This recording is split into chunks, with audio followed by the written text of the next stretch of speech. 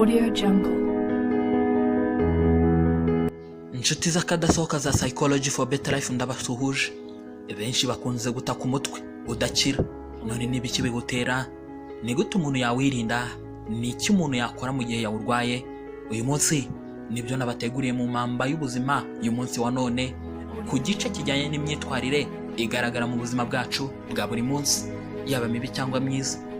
Njyewe wabibateguriye kandi ugiye kubibagezaho nk'ibisanzwe, ndi Muhire Jean Claude. Audio Jungle. Kurwara umutwe ni ikintu rusange ku bantu bose, dore ko nko mu gihe cy'izuba ho usanga kenshi abantu benshi bahorana imiti iwuvura cyangwa bagahorana amazi yo kubafasha mu kuwurwanya. Nyamara nubwo bimeze gutyo, hari abagira uburwayi bw'umutwe budakira, ku buryo usanga ariyo ndwara ibazahaza mu buzima bwabo. Nubwo kurwara umutwe biba bigaragaza ahanini kitagenda neza mu mubiri, kurwara bihoraho bigaragaza ikintu gikomeye cyane kiba gikwiye gukurikiranwa n'abaganga. None ni iki cyaba gitera umutwe udakira?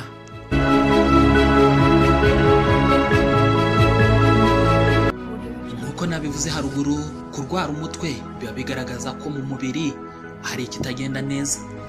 Muri make, kurwara umutwe ubwabyo si uburwayi, ahubwo ni kimwe mu bimenyetso bigaragaza ko umubiri ushobora kuba ufite ikibazo runaka, cyangwa se umubiri ushobora kuba ufite uburwayi runaka.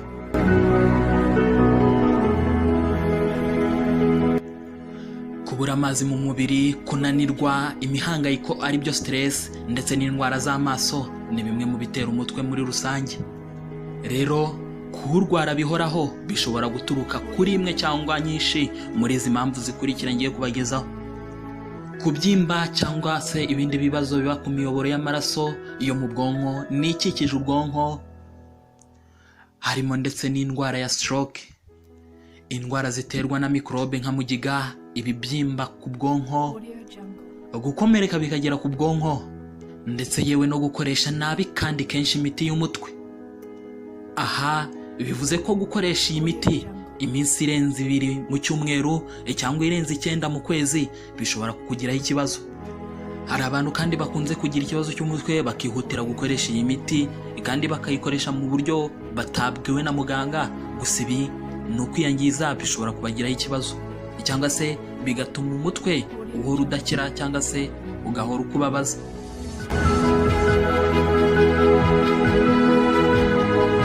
Nubwiza arizo mpamvu nyamukuru zitera umutwe udakira, rero hari byongera ibyago byo kurwara uyu mutwe udakira.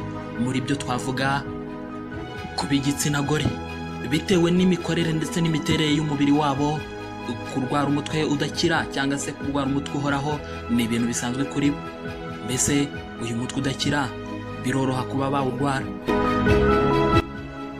Guhangayika nayo ni indi mpamvu. Ukwiheba no kwigunga nabyo bishobora gutera umutwe udakira. Kudasinzira neza ni kimwe mu bintu gikomeye gikunda gutera umutwe udakira. Kugona kandi nabyo biri mu bitera umutwe udakira. Umubyibuho ukabije nawo buriya nawo utera umutwe udakira. Gukoresha ikawa cyangwa se ibintu ibyo ari byo byose birimo ikawa nabyo biri mu bitera umutwe udakira. Navuga ko ibyo kunywa byongera ingufu nibyo biri ku isonga mu kubamo ikawa. Kuba ufite ubundi burwayi butera kuribwa nka kanseri cyangwa se impanuka ndetse n'izindi ndwara nabyo bishobora kugutera umutwe. None ni izihe ngaruka zaba zihishe inyuma yo kugira umutwe udakira cyangwa se kubabara umutwe cyane bidakira? Kurwara umutwe udakira bigendana n'izindi ngaruka zinyuranye, harimo kwiheba no kwigunga, guhangayika, kubura ibitotsi n'ibindi bifata imitekerereze. Hanyuma rero ni gute wakwirinda iki kibazo cyo kugira umutwe udakira cyangwa se guhorana umutwe ukubabaza? Hari ibintu byinshi cyane bitera uyu mutwe udakira, gusa kubimenya niyo ntambwe ya mbere yo kwirinda, kuko iyo wamenye igitera impamvu runaka bituma iyo mpamvu ivaho. Gusa nanone nubwo hari ibiwutera bidashobora kwirindwa, ariko buriya hari ibyo wakora ukirinda umutwe udakira. Nkuko twabonye ko kugira umutwe udakira atari uburwayi, ahubwo hari ibiwutera. Mbese hari ubundi burwayi buwutera cyangwa se izindi mpamvu, irinda ibiwugutera. ushobora kuvuga ngo ntiwabimenya, ariko bikurikiranye neza wabimenya. Uko urwaye umutwe, andika igihe wagufatiye, icyo wari uri gukora, aho wari uri, ndetse n'igihe wamaze kurya. Ibi byose bizagufasha kumenya ikiri kubigutera cyangwa se kiri kugutera kuribwa umutwe. Ikindi kintu wakora mu kwirinda cyangwa se kugira ikibazo cy'umutwe udakira, irinde gukoresha imiti cyane. Imiti ndi kukubwira hano ni imiti yagenewe gukoreshwa mu gihe uri kubabara umutwe. Iyi ngiyi yikoresheje cyane cyane iyo utabyandikiwe na muganga, bishobora kugukururira ibibazo byinshi. Muri make, nk'uko nabivuze hejuru, gukoresha iyi miti kenshi nabyo bitera umutwe ugenda ugaruka. Rero gufata imiti y'umutwe iminsi irenze 2 mu cyumweru byirinde. Ikindi kintu cy'ingenzi ni ukuruhuka ugasinzira bihagije. Ubusanzwe umuntu mukuru akenera byibuze amasaha 7 cyangwa 8 ku munsi yo gusinzira. Niba bigukundira, gira isaha yo kuryamaho cyangwa se ndetse no kubyukiraho. Idahinduka bizagufasha kuba wagira ubuzima bwiza buzira ubundi burwayi. Gusinzira bihagije rero bizakurinda. Ikindi kintu cyo gukora, ntugasimbuka amafunguro. Ahangaha icyo nshatse kuvuga, fata amafunguro kandi arimo intungamubiri ku masaha adahinduka. Niba ubyibushye cyane, fata amafunguro agufasha gutakaza ibiro. Wirinde ibigutera umutwe nk'ikawa cyangwa se ibindi biyirimo.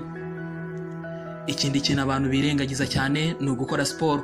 Gukora siporo ni ibintu by'ingenzi cyane bishobora kuba byakurinda kubabara umutwe cyangwa se kuribwa umutwe.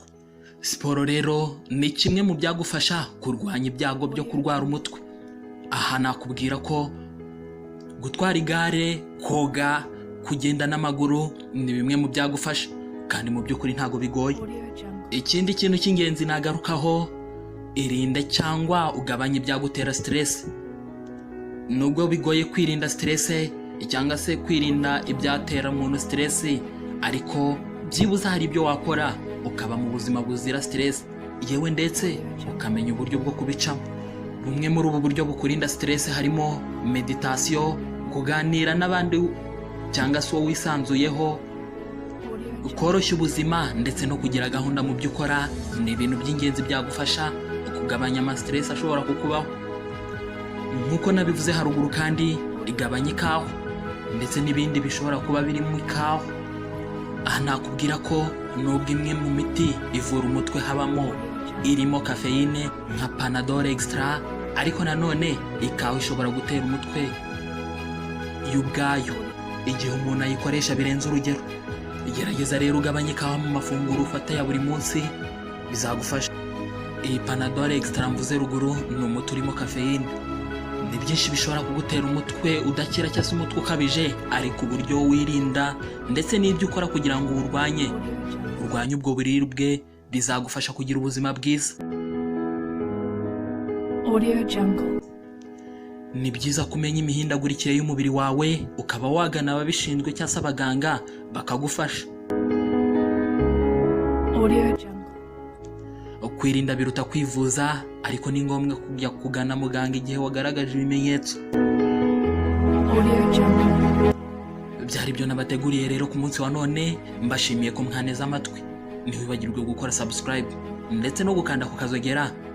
Nge nari Muhire Jean Claude, ndabashimiye.